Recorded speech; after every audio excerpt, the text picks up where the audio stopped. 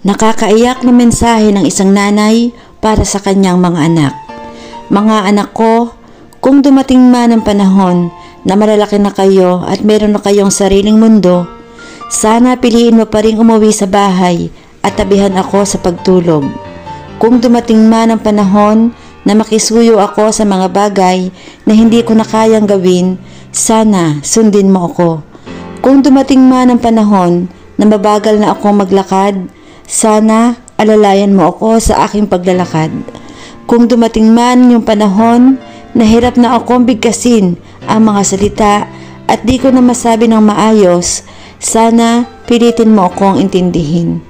Kung dumating man ang panahon na makakalimutin na ako, sana ipaalala mo sa akin ang lahat ng maayos.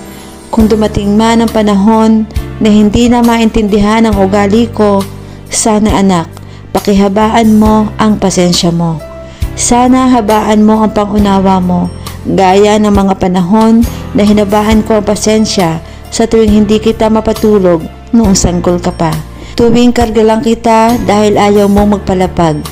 Noong panahon na inalalayan kita sa paglalakad, hindi ako umalis sa tabi mo sa bawat hakbang mo upang maalalayan kita kung ikaw'y matutumba. Noong mga panahong hindi ako makatulog pag hindi ikaw ang katabi ko dahil gusto ko yakapin kayo, kumutan kayo. Pagising sa umaga, kayo ang una kong makikita. Noong mga panahon na bulol ka pang magsalita pero pinipilit kong intindihin at turuan ka ng tama. Noong mga panahon na ang dami kong ginagawa pero gusto mong makipaglaro, may mga gusto kang kunin na hindi mo kaya. Mga anak, huwag niyo sanang kalilimutan lahat ng aking itinuro. Ipamana mo ito sa aking magiging apo. Dumating man ang panahon na wala na ako, lagi mong iisipin na ikaw ang pinakamamahal ko sa buong mundo.